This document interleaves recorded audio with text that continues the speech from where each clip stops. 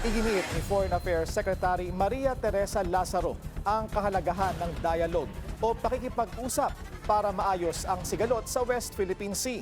Sa part 2 ng exclusive interview sa Bilyonaryo News Channel, nagpahayag din si Lazaro ng pag-asa na matatapos ngayong taon ang matagal nang inaasam na Code of Conduct sa South China Sea. Mayroon din daw siyang strategy para rito. All eyes on the Philippines ngayong taon sa muling pag-host ng bansa ng mga ASEAN meetings. Bukod sa pagbisita ng mga regional at world leaders, inaabangan kung matatapos na ang pinakaaasam-asam na Code of Conduct sa pagitan ng ASEAN at China sa South China Sea, na mahigit 15 taon ng pinag-uusapan. 2023 nang mag-commit ang grupo na tapusin ito sa loob ng 3 taon. Timing naman na pumatak ang deadline kung kailan Pilipinas ang host matapos umatras ang Myanmar. Sa isang exclusive interview, sinabi ni Foreign Affairs Secretary Maria Teresa Lazaro sa Bilyonaryo News Channel na may strategiya siya para maabot ito. Much has been done. Discussions have been have ensued, and we have been playing an active role. And ASEAN has also invested so much on this. So this is something that that we are now looking carefully, and actually I have certain strategies, but I can only discuss this with my ASEAN counterparts when we have this retreat. In terms of your level of confidence, ma'am, can we expect a COC this year, within the year? I'm always hopeful. It is really it's really a difficult one, but I'll just say that we'll endeavor to do our best. Pinaka-contentious pa rin sa usapin kung magiging legally binding document ang COC para magkaroon ito ng pangil kung sakaling may paglabag sa mga alituntunin. And then specifically, ma'am, ano yung pinaka-contentious? So that's just the... I think the most contentious issues in the milestone, and basically whether this document will be legally binding or not. There's still discussions continuing, and I think this will be something that will be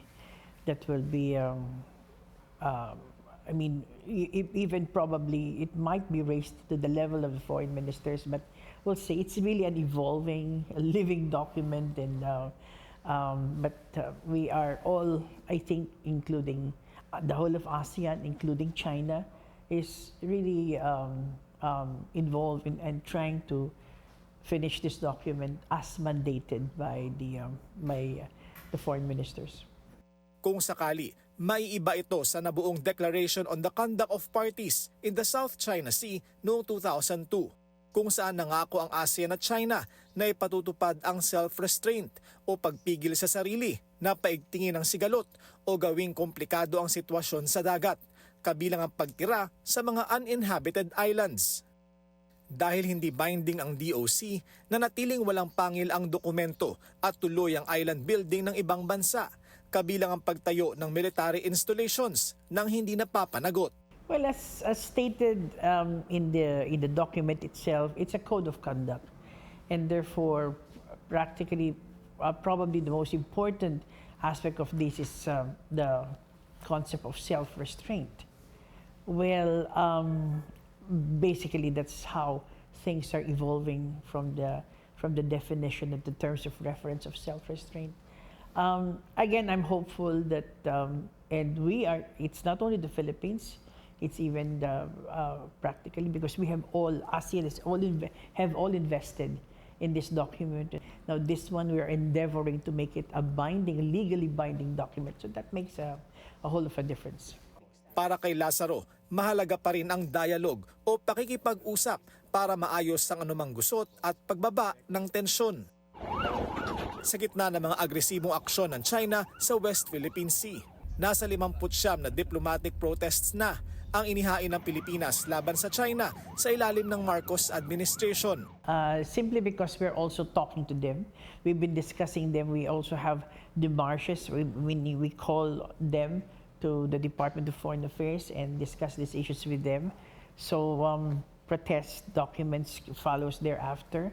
So and there are also various ways in giving attention to what they the intrusions that China has done to our territory. So I mean that's how we do things. So it may not be as many as before, but there are various ways also of discussing these issues with our Chinese counterparts.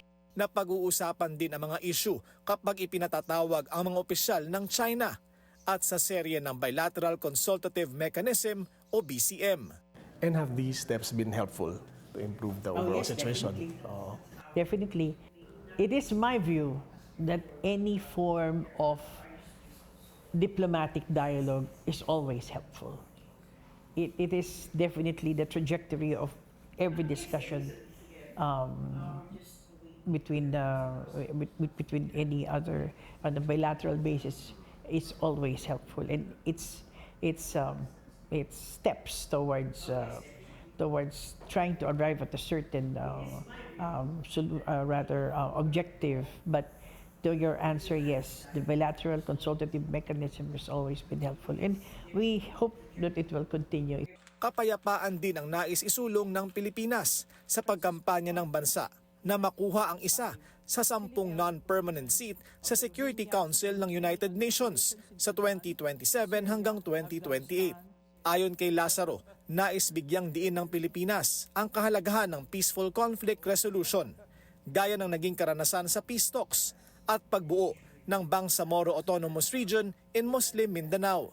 And I think it's about time that the Philippines again projects itself as a pathfinder, consensus builder, and a regional leader. Sa Hunyo, gaganapin ang eleksyon sa UN Security Council para sa pwestong huling nakuha ng Pilipinas noon pang 2004 hanggang 2005. Manatiling nakatutok sa Bilyonaryo News Channel, sumubaybay sa aming social media accounts at mag-subscribe sa aming YouTube channel para sa mga eksklusibong balita at storya.